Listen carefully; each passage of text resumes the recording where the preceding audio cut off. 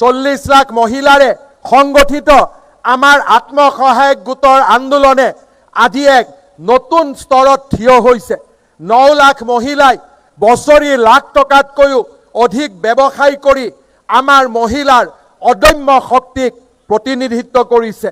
মেধাৰ ভিত্তিত 1,65,000 যুৱক যুৱতীৰ চৰকাৰী চাকৰি আৰু নিযুত মইনা নিযুত বাবুৰ দৰে শক্তিশালী আঁচনিয়ে আজি আমাৰ ৰাইজৰ মাজত এক নতুন আত্মবিশ্বাসৰ ভাৱ সৃষ্টি কৰিছে। অসমে আৰম্ভ কৰা অৰুণোদয় আঁচনি আজি দেশৰ বিভিন্ন ৰাজ্যই বিভিন্ন প্ৰকাৰে আজি নিজৰ নিজৰ ৰাজ্যত ইমপ্লিমেণ্ট কৰা আৰম্ভ কৰিছে।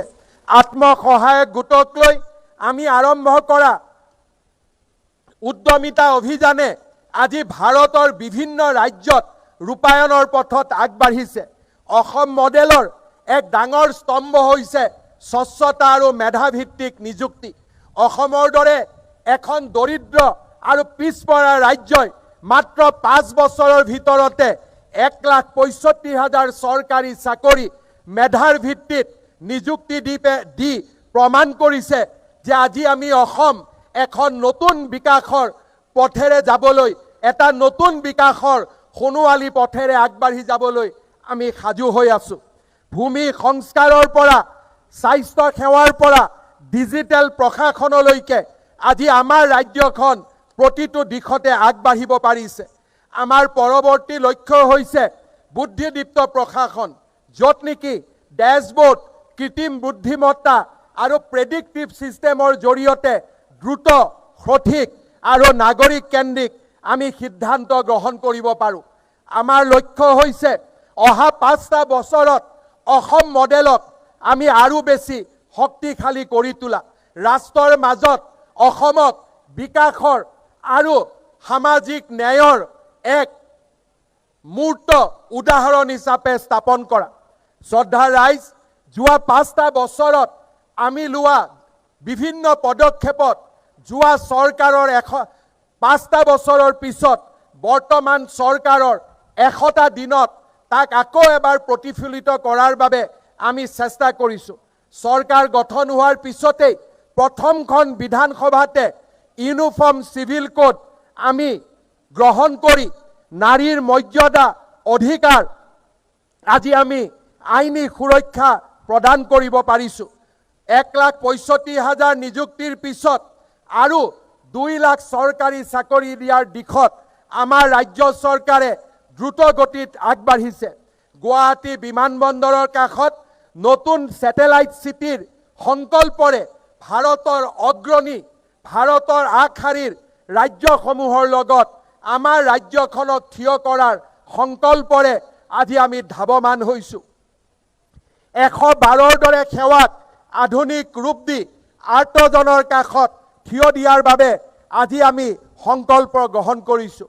এই 100টা দিনৰ ভিতৰতেই ইণ্ডিয়ান ইনষ্টিটিউট অফ মেনেজমেণ্ট গুৱাহাটীত মুকলি কৰি আমি অসমৰ বিকাশৰ জয়যাত্ৰাক অব্যাহত ৰাখিব পাৰিছোঁ। শ্ৰদ্ধা ৰাইজ, স্বাধীনতা দিৱসৰ আজিৰ পবিত্ৰ দিনটোত মই এক নতুন সংকল্পৰ কথা ঘোষণা কৰিব খুজিছোঁ। অহা 5টা বছৰত বিকশিত অসম 2047 এই শিৰোনামেৰে 50,000 কোটি টকা আমাৰ ৰাজ্যৰ বিভিন্ন মূলধনী কামত বিনিয়োগ কৰাৰ বাবে আমি সংকল্প গ্ৰহণ কৰিছোঁ। ৰাজ্য চৰকাৰে অহা 4টা বছৰত অসমৰ ৰাস্তা, অসমৰ বিদ্যালয়, অসমৰ চহৰীকৰণ, গ্ৰাম্য অঞ্চলৰ উন্নতি, এই আটাইবোৰ বিষয়ক সামৰি ৰাজ্য চৰকাৰে নিজৰ পুঁজিৰ পৰা 50,000 কোটি টকা ব্যয় কৰাৰ বাবে আমি এক ঐতিহাসিক সিদ্ধান্ত গ্ৰহণ কৰিছোঁ। আৰু এই সময়ছোৱাৰ ভিতৰতেই অহা 5 বছৰত ভাৰত চৰকাৰৰ পৰাও আমি 1 লাখ কোটি টকাৰ সম্পদ বা ধনৰাশি মূলধনী ব্যয়ৰ বাবে আনিবলৈ আমি সংকল্প লৈছোঁ। অৰ্থাৎ 2026 চনৰ পৰা 2031 চনলৈ এই 5 বছৰত অসমৰ ইনফ্ৰাষ্ট্ৰাকচাৰ ডেভেলপমেণ্টৰ বাবে আমি গণি 1.5 লাখ কোটি টকা আমি ব্যয় কৰিম স্বাধীনতা দিৱসৰ পতাকাৰ তলত থিয় হৈ সেই সংকল্প আমি আকৌ এবাৰ গ্ৰহণ কৰিছোঁ। শ্ৰদ্ধাৰ ৰাইজ, আজি মই স্বাধীনতা দিৱস উপলক্ষে কেইটামান গুৰুত্বপূৰ্ণ তথ্য, আমাৰ দায়িত্ব আৰু কৰ্তব্য ৰাইজৰ ওচৰত প্ৰকাশ কৰিব খুজিছোঁ। শ্ৰদ্ধাৰ ৰাইজ, অসমৰ ইতিহাসত স্বৰ্গদেউ চাওলুং চুকাফাই এক অদ্বিতীয় আৰু চিৰস্থায়ী স্থান অধিকাৰ কৰি আহিছে। 1228 খ্ৰীষ্টাব্দত তেখেতে পাটকাই পৰ্বত পাৰ হৈ ব্ৰহ্মপুত্ৰ উপত্যকাত প্ৰৱেশ কৰিছিল আৰু তাৰ লগে লগে আৰম্ভ হৈছিল এক অসাধাৰণ যাত্ৰাৰ। আমাৰ অসমখনে বৰ অসমৰ ৰূপ পাইছিল। ব্ৰহ্মপুত্ৰ উপত্যকাত উপস্থিত হৈ আহোম সাম্ৰাজ্য প্ৰতিষ্ঠা কৰাৰ উপৰিও তেখেতে সমন্বয়, সংহতি আৰু উমৈহতীয়া একাত্মবোধৰ এক দীৰ্ঘদিনীয়া প্ৰক্ৰিয়াৰ সূচনা কৰিছিল। শাসন, কৃষি, জনবসতি স্থাপন, ইতিহাসৰ নথিবন্ধকৰণ অৰ্থাৎ বুৰঞ্জী চৰ্চাৰ ক্ষেত্ৰত গ্ৰহণ কৰা ভূমিকাৰে তেখেতে অসমীয়া সমাজৰ বিৱৰ্তনৰ ভেটি স্থাপন কৰিছিল। চাওলুং চুকাফাৰ অৱদানক সমন্বয়ৰ নীতিৰ জৰিয়তে সহ অৱস্থান, গ্ৰহণযোগ্যতা আৰু সংহতিৰ মাজেৰে বুজিব পৰা যায়। তেখেতৰ এই নীতি আজিও অসমৰ পৰিচয় আৰু সভ্যতাৰ ঐতিহ্যৰ সৈতে গভীৰভাৱে জড়িত হৈ আছে। শ্ৰদ্ধাৰ ৰাইজ, 2028 চন ব্ৰহ্মপুত্ৰ উপত্যকালৈ চাওলুং চুকাফাৰ আগমনৰ 800 বছৰ পূৰ্ণ হ'ব। মই ঘোষণা কৰিবলৈ পাই সুখী হৈছোঁ যে ৰাজ্য চৰকাৰে চাওলুং চুকাফাৰ অসমলৈ আগমনৰ 800 বছৰ পূৰ্ণ হোৱাৰ এই ঐতিহাসিক ক্ষণটোক এক বিশাল আৰু অভূতপূৰ্ব আয়োজনেৰে সগৌৰৱেৰে উদযাপনৰ পৰিকল্পনা কৰিছে। এই আয়োজন হ'ব চুকাফা আৰু অসমীয়া জাতিৰ ঐতিহাসিক তথা সাংস্কৃতিক ঐতিহ্যক সমগ্ৰ ভাৰতবৰ্ষ আৰু বিশ্ববাসীৰ সন্মুখত তুলি ধৰাৰ এক সোণালী সুযোগ। মই অসমবাসী ৰাইজৰ ওচৰত আহ্বান জনাম, চাওলুং চুকাফাৰ 800 বছৰ অসম আগমনক ৰাজ্য চৰকাৰে পালন কৰাৰ ক্ষেত্ৰত ৰাইজৰ পৰামৰ্শ আৰু কি ধৰণে আমি পালন কৰিম তাৰ বিষয়ে সমূহ ৰাইজৰ পৰামৰ্শ আজিৰ এই স্বাধীনতা দিৱসৰ মঞ্চৰ পৰাই মই আহ্বান কৰিছোঁ। শ্ৰদ্ধাৰ ৰাইজ, 2028 বৰ্ষটো অসমৰ কাৰণে আন এক ঐতিহাসিক আৰু গুৰুত্বপূৰ্ণ। এই বছৰটোতে 1828 চনত গোমধৰ কোঁৱৰৰ নেতৃত্বত ব্ৰিটিছৰ বিৰুদ্ধে হোৱা বিদ্ৰোহৰ 200 বছৰ সম্পূৰ্ণ হ'ব। অসমৰ স্বাভিমান ৰক্ষাৰ বাবে যুঁজখনৰ এই 200 বছৰ পূৰ্তিকো ৰাজ্য চৰকাৰে বিশেষভাৱে পালন কৰাৰ বাবে সিদ্ধান্ত গ্ৰহণ কৰিছে। শ্ৰদ্ধাৰ ৰাইজ, আজিৰ এই দিনটোতে মই আমাৰ ৰাজ্যত 8খন নতুন সমজিলা গঠনৰ প্ৰস্তাৱো আনুষ্ঠানিকভাৱে ঘোষণা কৰিছোঁ। আমাৰ ৰাজ্যত ইতিমধ্যে 78খন সমজিলাৰ অধিসূচনা জাৰি কৰা হৈছিল। ইয়াৰ 49খন সমজিলা আনুষ্ঠানিকভাৱে উদ্বোধন কৰা হৈছে। আজি স্বাধীনতা দিৱসৰ এই শুভক্ষণত মই ৰাজ্যত নতুনকৈ আৰু 8খন সমজিলা গঠনৰ সিদ্ধান্ত ঘোষণা কৰিছোঁ। এই নতুন সমজিলা কেইখন হ'ব? কমলপুৰ, বৰহমপুৰ, ৰঙানদী, চিচিৰ বৰগাঁও, চাবুৱা লাহোৱাল, খুমটাই, কাটিগড়া আৰু বৰখলা। শ্ৰদ্ধাৰ ৰাইজ, এই বছৰটোত আমাৰ ৰাজ্যত আমি পুনৰ খেল মহাৰণ নতুনকৈ পালন কৰাৰ সিদ্ধান্তও গ্ৰহণ কৰিছোঁ। এইবাৰ খেল মহাৰণক টেলেণ্ট চাৰ্চৰ এক নতুন লক্ষ্য হিচাপে স্থাপন কৰাৰ বাবে আমি ভাৰতৰ বহুতো ক্ৰীড়া সংস্থাৰ সৈতে যোগাযোগ কৰিছোঁ, যাতে খেল মহাৰণত আমি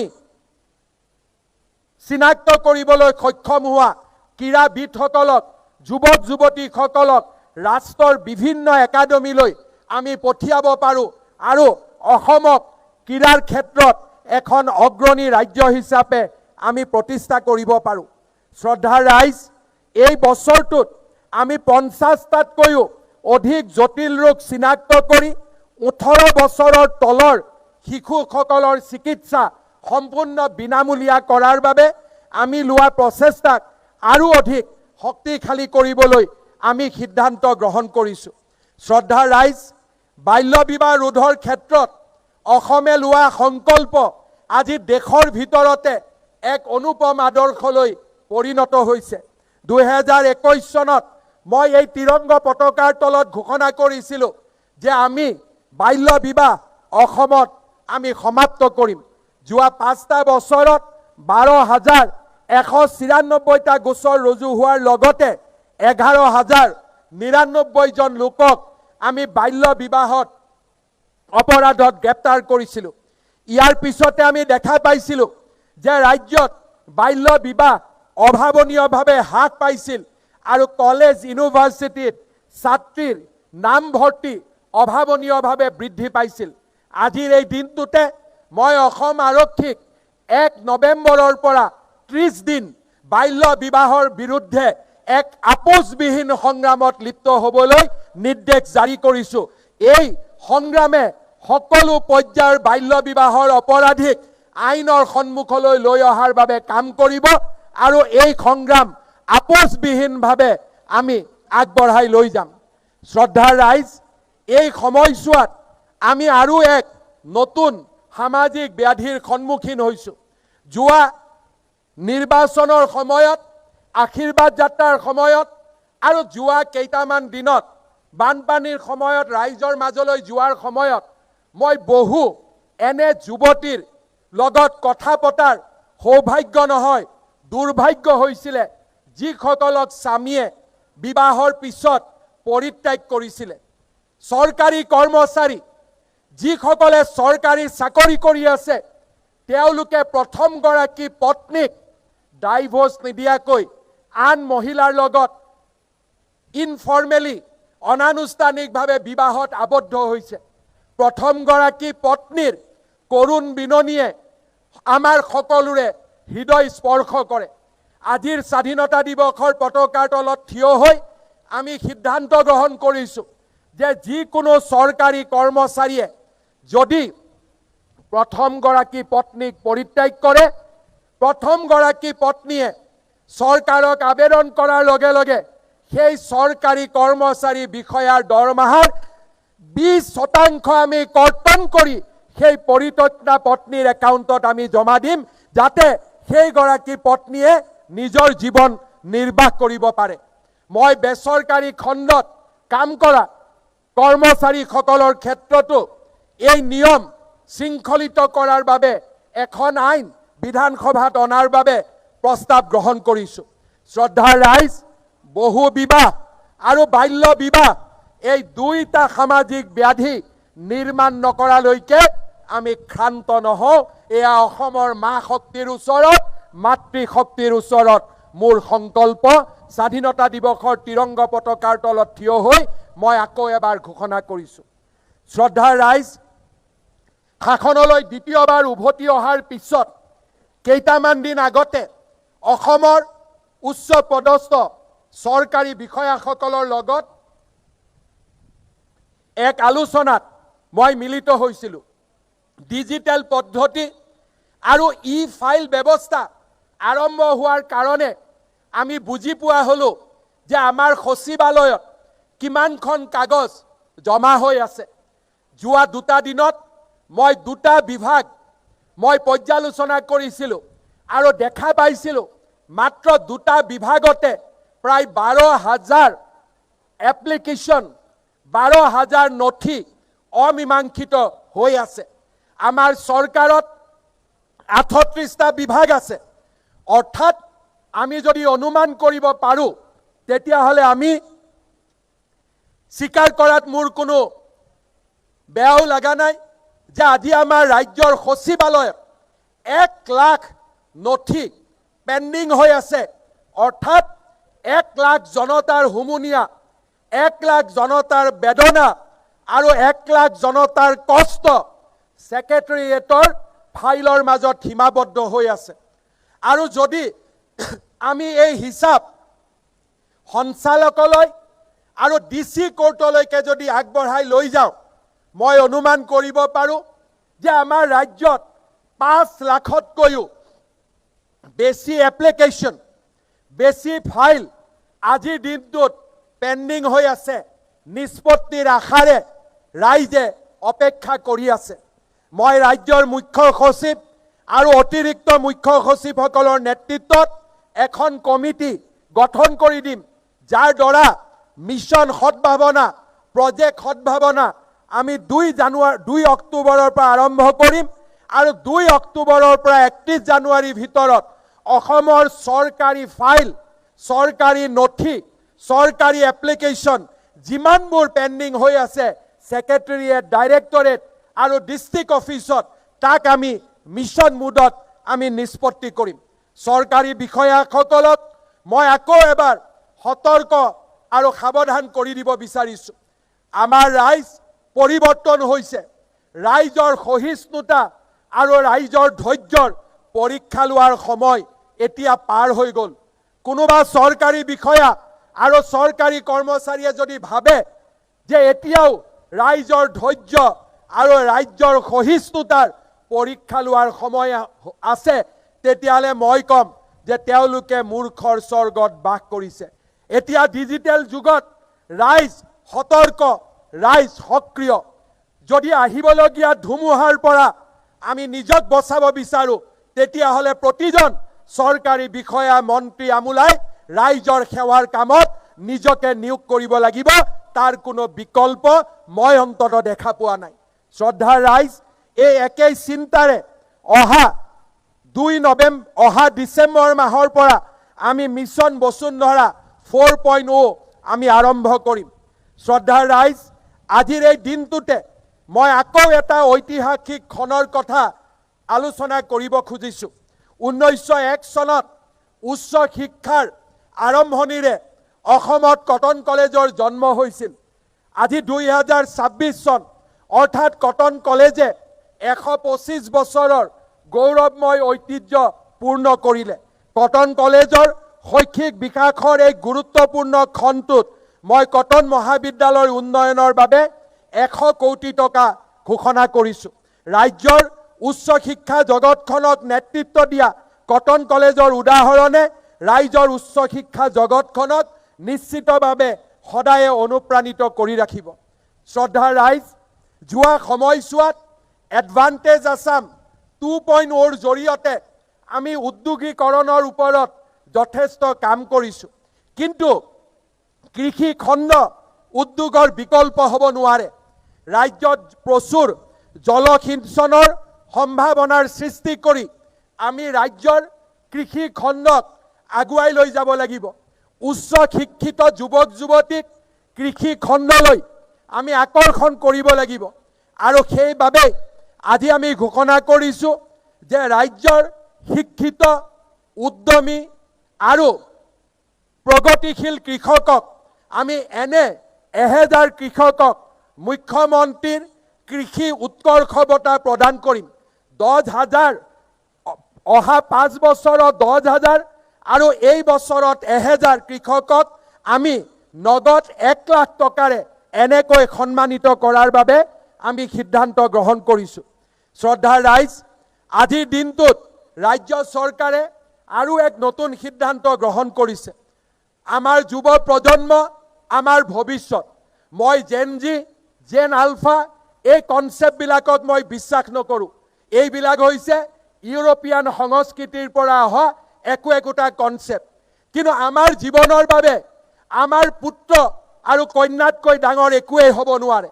আমাৰ নতুন প্ৰজন্মৰ বাবে সকলো কাম কৰাৰ আৰু ৰাজ্যৰ সম্পদক ব্যৱহাৰ কৰাৰ আমাৰ দায়িত্ব আছে।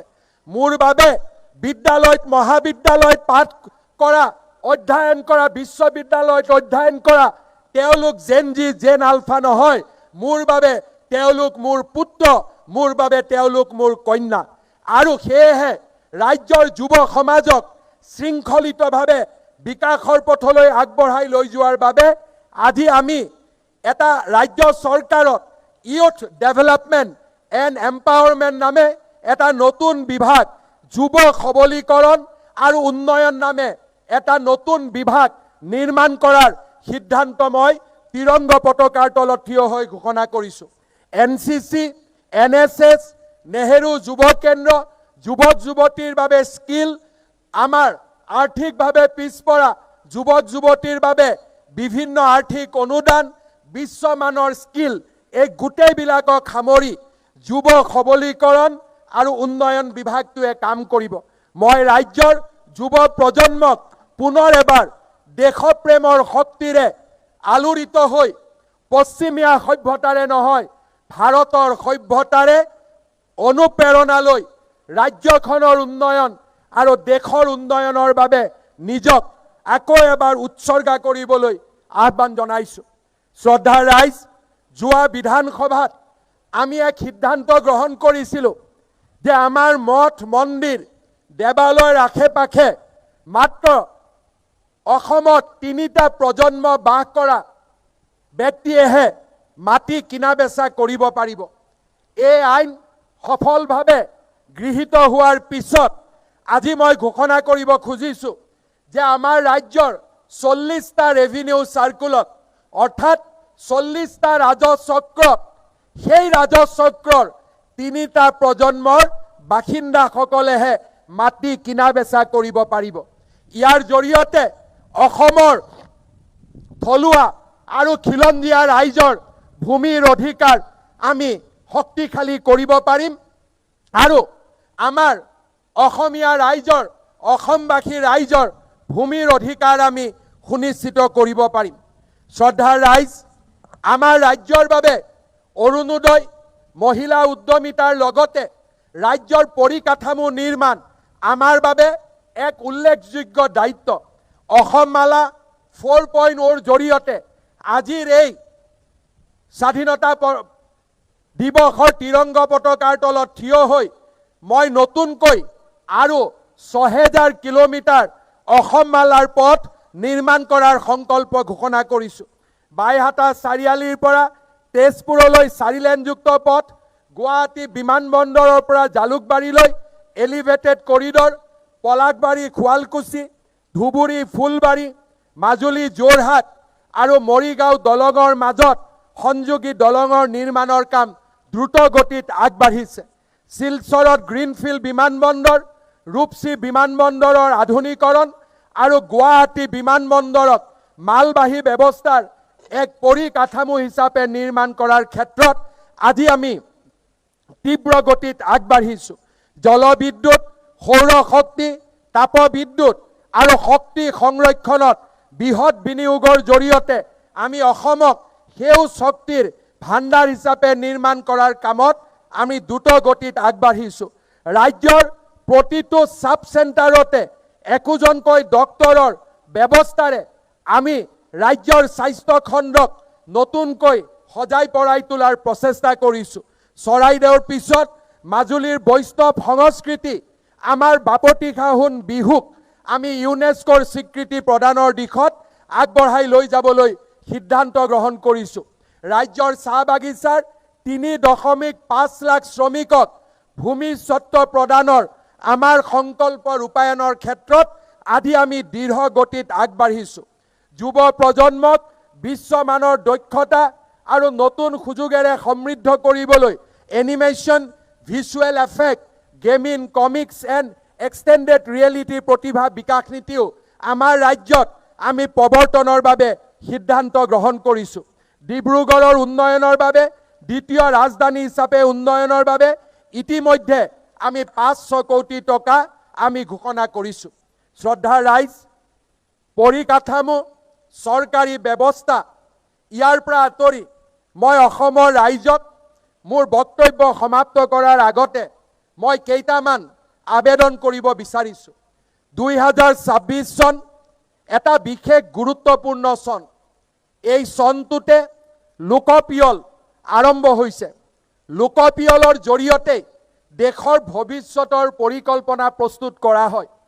এই লোকপিয়লত ভাগ লোৱা আৰু এই লোকপিয়লক সফল কৰা অসমবাসী ৰাইজৰ দায়িত্ব আৰু কৰ্তব্য। ইতিমধ্যে সেল্ফ এনুমাৰেশ্যন পৰ্টেল আৰু আমাৰ গণনা প্ৰক্ৰিয়া ১৭ আগষ্টৰ পৰা 15 ছেপ্টেম্বৰলৈ চলি থাকিব।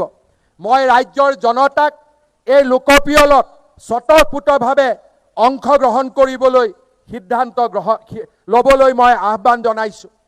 শ্ৰদ্ধাৰ ৰাইজ, বহি ৰাজ্যৰ পৰা আহি অসমক মাতৃভূমি বুলি গণ্য কৰা প্ৰতিজন লোক একোজন গৌৰৱী অসমীয়া। লোকপিয়লত বৰাক উপত্যকা আৰু আমাৰ জনজাতীয় ভাই ভণ্টিসকলে নিজৰ নিজৰ ভাষা মাতৃভাষা হিচাপে প্ৰকাশ কৰাটো স্বাভাৱিক। বৰাকত ৰাইজৰ নিজৰ চেতনাৰে নিজৰ নিজৰ মাতৃভাষা লোকপিয়লত প্ৰকাশ কৰিব। বড়ো, মিচিং, ৰাভা, তিৱাসকলেও নিজৰ নিজৰ ভাষা নিশ্চিতভাৱে প্ৰকাশ কৰিব। অসমে